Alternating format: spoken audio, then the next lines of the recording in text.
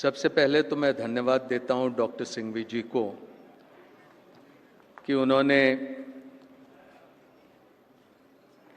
ये national conclave का यहाँ पर आयोजन किया।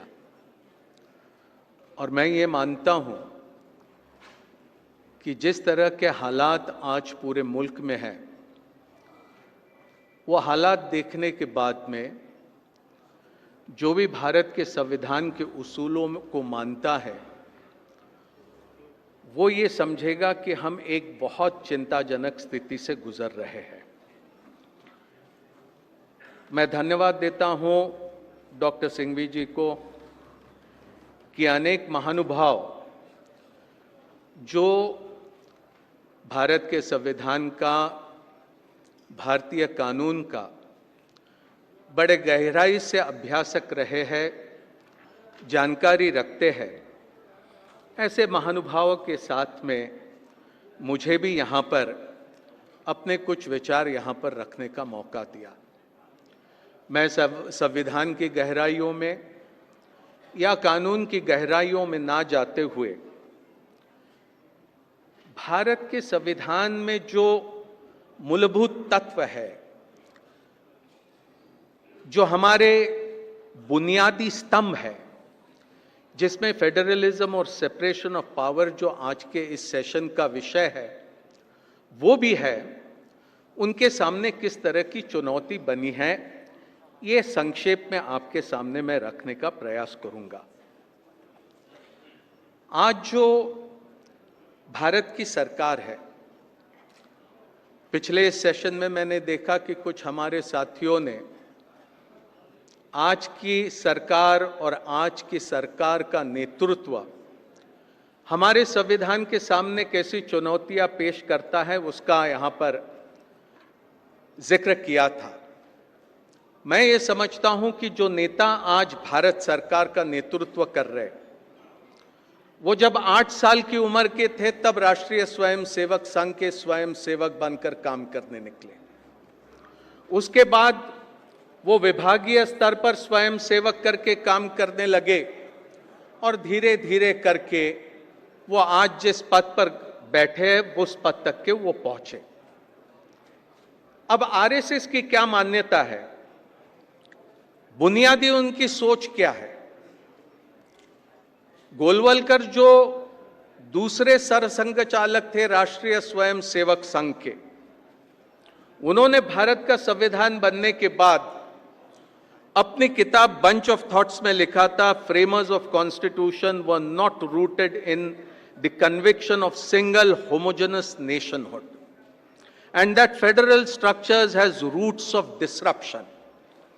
आगे वो कहते हैं कि to this end the most important and effective step will be to bury deep for good all talk of a federal structure of a country's constitution, to sweep away the existence of all autonomous and semi-autonomous states within the one state that is Bharat, and proclaim one country, one state, one legislature, one executive. ये वही सोच रखते हैं जो एक धर्म में, एक भाषा में, एक संस्कृति में विश्वास रखते हैं।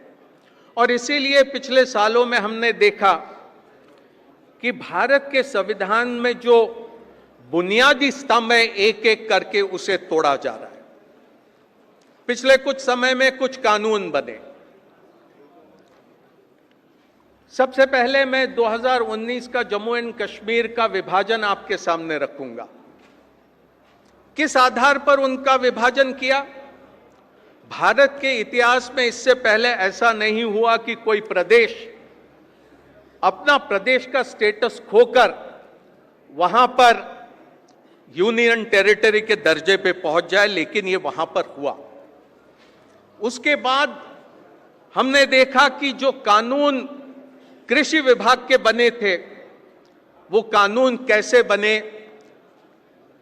कृषि ये राज्य सरकार का विषय है, लेकिन राज्यों को बगैर विश्वास में लेकर कृषि कानून बनाए गए। लेकिन जब पूरे मुल्क में जबरदस्त उसका आंदोलन हुआ तो धीरे धीरे करके वो कानून वापस लिए गए।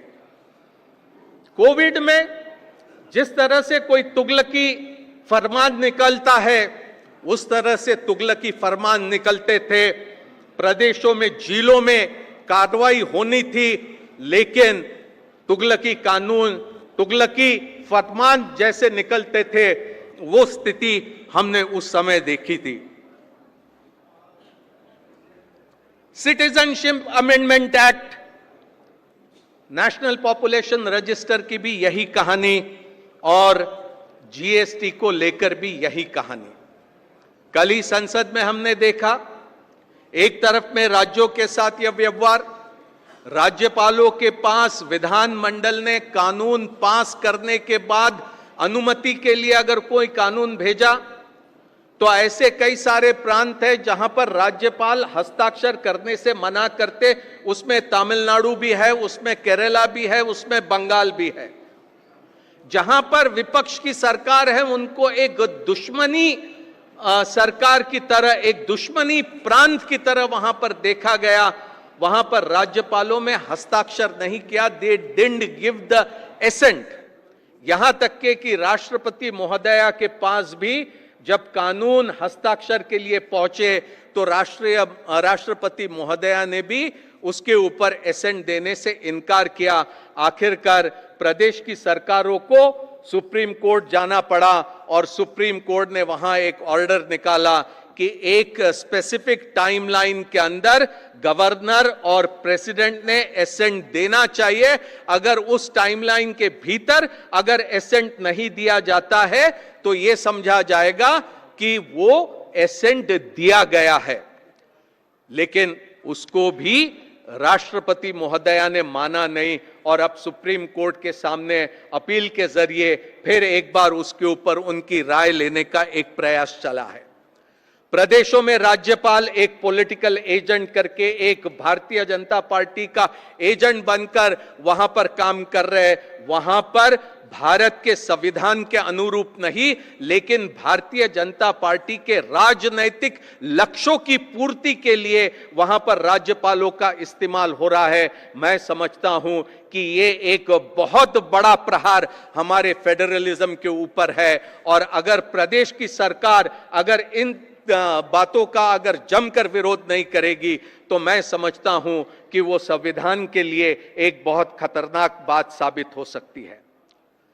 एक व्यक्ति के हाथ में पूरी सत्ता केंद्रित करने का प्रयास हो रहा है। भारतीय संविधान में सत्ता का विकेंद्रीकरण, शुरू में जब संविधान निर्माताओं ने संविधान बनाया तो केंद्र और राज्यों में हमने पावर देने का काम किया। बाद में वो पंचायत व्यवस्था को वो पावर देने का और आगे काम बढ़ा। लेकिन आज जो प्रयास हो रहा है, the threat before us is that every single attempt being made by the government is to concentrate power in one single individual. One man's dictatorship is the challenge which we are faced today. There is only one man who will preside over the executive, decide what the executive has to do. That one man will decide whether parliament will function or parliament will not function. That one man, we know who the one man is.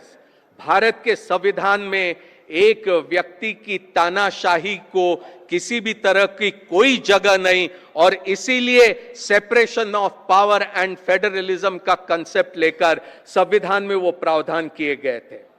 आज हर वो संस्था जो स्वायत्त थी, जो स्वतंत्र थी, उसको किसी तरह से तोड़ मरोड़ करने का काम किया जा रहा है। इलेक्शन कमीशन का हाल हम सब जानते, राहुल जी ने बड़े विस्तार से वो बात हमारे सामने कही। पुलिस का क्या है, आईबी का क्या है, सीआईडी का, सीबीआई का क्या है, पार्लियामेंट जैसी संस्था, उसका क्या हाल हो गया है। पार्लियामेंट कैसी चलती या पार्लियामेंट कैसी नहीं चलती, वो पूरा मुल्क देखते हैं। और कल तो राज्यसभा के भीतर, कल हम जब बैठे थे, यहां पर खरगे जी और कुछ सांसद वहां सवाल उठाने का प्रयास कर रहे। सवाल तो उठाने के लिए अनुमति नहीं दी गई, लेकिन वहां पर सीआईएसएफ के जवान वहां पर उतार दिए गए वेल में। मैं समझता हूं कि भारत के लोकतंत्र में इससे बड़ा एक प्रहार इससे पहले कभी हुआ नहीं। बाहर के लोग कोई एक्सट्रीमिस्ट कोई आता है और पार्लियामेंट के ऊपर हमला करता है तो उसे रोकने का काम किया जा सकता है, लेकिन ऐसा नहीं था कल।